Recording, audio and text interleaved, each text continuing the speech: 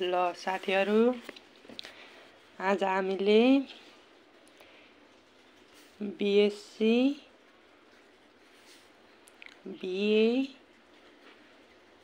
In BSc CSIT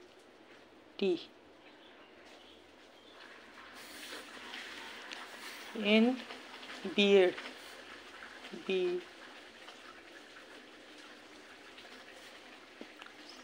सबै क्षेत्रमा अध्ययन गर्ने विद्यार्थीहरूले पढ्नै पर्ने कुरा भनेको रियल एनालाइसिस। आज हामीले त्यही विषयसँग सम्बन्धित रहेर एक्जामको लागि धेरै मोस्ट इम्पोर्टेन्ट थ्योरम प्रुभ गर्दैछौँ। ल अब हामी सुरु गरौँ। थ्योरम ढिला नगरिकन सुरु गरिहालौँ हामीले। ल if is continuous on AB। सुरुमा थ्योरम राम्रोसँग बुझ्ने प्रयत्न गरौँ। If f is continuous on AB, f continuous on AB, then f continuous on AB, then it is bounded on this interval. If f is continuous on AB, f continuous छ AB मा, AB close interval AB मा continuous छ, then हामीले prove गर्न पर्ने के छ भनेपछि it is bounded on this interval भनेपछि हामीले यसलाई सुरुमा के कसरी प्रुभ गर्न सकिन्छ यसलाई हामी यसो सोचौं। अब यो थ्योरम छ, अब यसलाई हामीले कसरी प्रुभ गर्न सकिन्छ होला भनेर यसो दिमाग लाउनु पर्यो। अब हामीलाई के देखाउनु छ भनेपछि f is not continuous देखाउनु पर्यो, f is bounded। यहाँ continuous भनेको छ क्वेशन ट्यागको उल्टो f is continuous भन्नु, यसलाई हामीले f is not continuous on AB देखाउनु पर्यो। then it is bounded on the interval, यो bounded छ कुन इन्टरभलमा, यो इन्टरभल क्लोज इन्टरभलमा। ल अब हामीले यसलाई लेट मानौँ, जे लेखे नि भयो द्याट मानौँ, द्याट f is यसमा बाउन्डेड छ भनौँ, हामीले बाउन्डेड छैन भनेर उल्टो जाम कन्ट्राडिक्सबाट f is not bounded। so for each n belongs to n, there exists a sequence, यो sequence assume that f is not bounded। so for each n belongs to n, there exists a sequence भनेपछि सिक्वेन्सलाई यसरी लेखिन्छ xn sequence belongs to A, B such that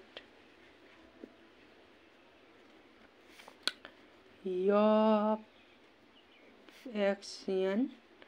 modulus n positive हो यो। assume that f is not bounded, यहाँ हामीलाई यहाँ के देखाउनु यहाँ क्वेसनमा के भनेछ it is bounded on the interval देखाउनु पर्यो हामीले assume that f is not bounded यसमा बाउन्डेड देखाउनु पर्ने थियो अहिले बाउन्डेड छैन भनेर जानु पर्यो प्रुभ गर्नु for each n belongs to n there exist a sequence x n sequence action belongs to A, B such that action जो भइहाल्यो since action sequence is bounded sequence छ bounded त्यस कारणले हामीले यसलाई बाउन्डेड सिक्वेन्स लेख्छौँ since action is bounded sequence on केमा छ क्लोज इन्टरभल एबीमा it has a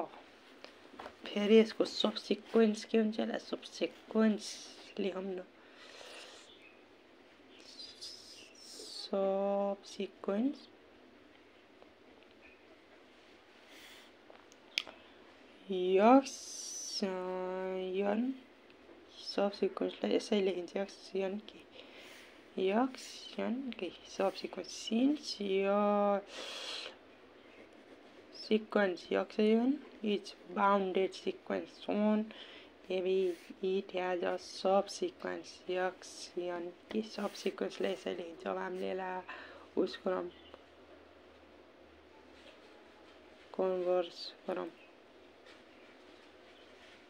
converge to some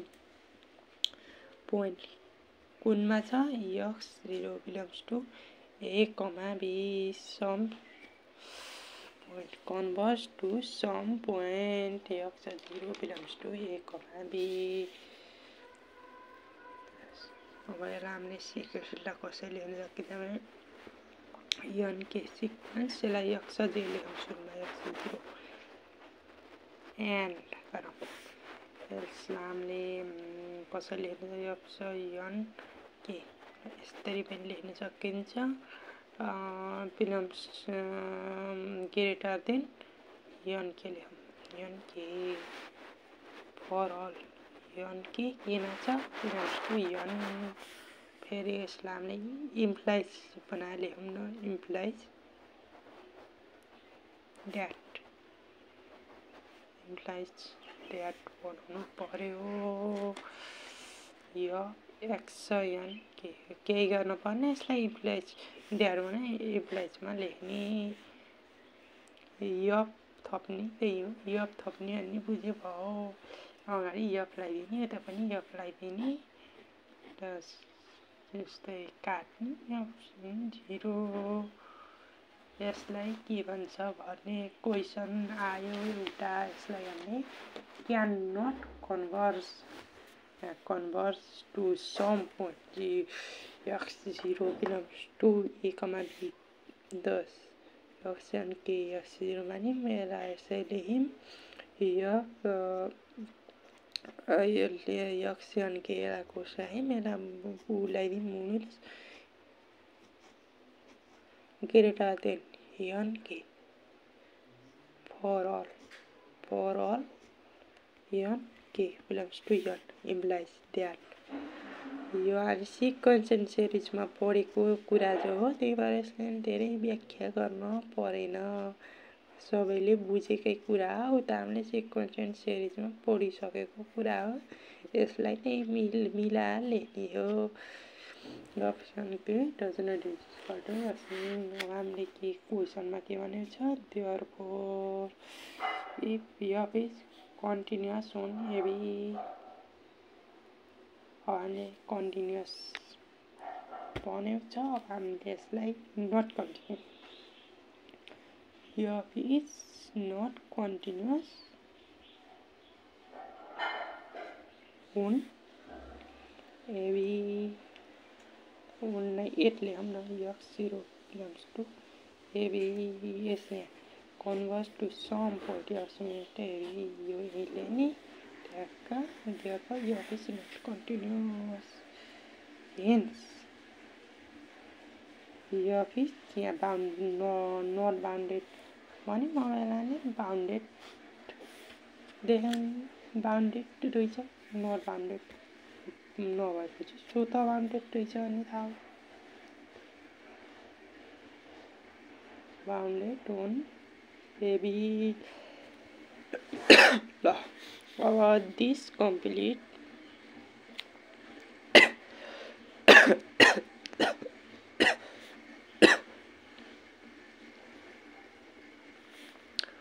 proof of the theorem proof अक्षर चाहिँ मैले के बुझ्नु के भयो यहाँ ट्याक्क कुरा बुझ्नु पर्यो theorem if f is continuous on AB then it is bounded on this interval यो एक्जाममा आयो भने 7 मार्क्समा आउनुपर्छ theorem चाहिँ सानो छ most important very important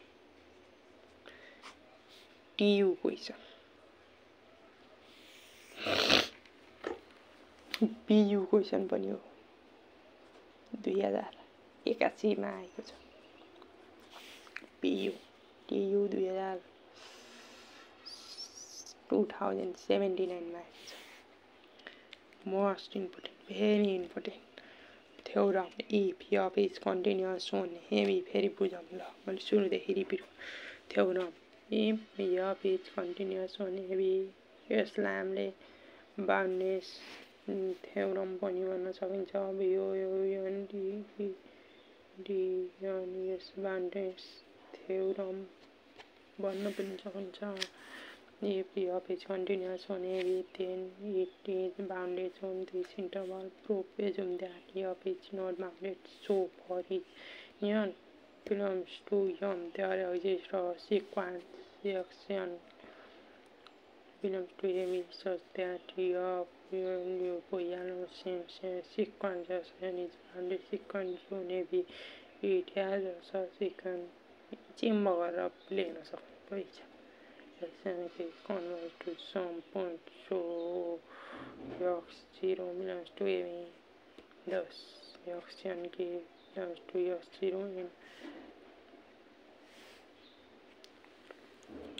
f x n k modulus greater than n k for all n k belongs to n implies that implies चाहिँ लेख्न यसरी f थप्नु पर्यो यहाँ f थप्नु यहाँ डच नट कन्भर्ट गर्नु पर्यो यो भनेको कन्भर्स हो यो भनेको कन्भर्स यसलाई काटेपछि does not converge therefore f is not continuous हामीले not continuous x0 belongs to A भन्यो hence f is bounded on AB this completes the proof of the theorem ल अब केही नजानेको भए पान यस यो नम्बरमा कन्ट्याक्ट गर्न सक्नुहुन्छ यो नम्बरमा कन्ट्याक्ट गर्नु होला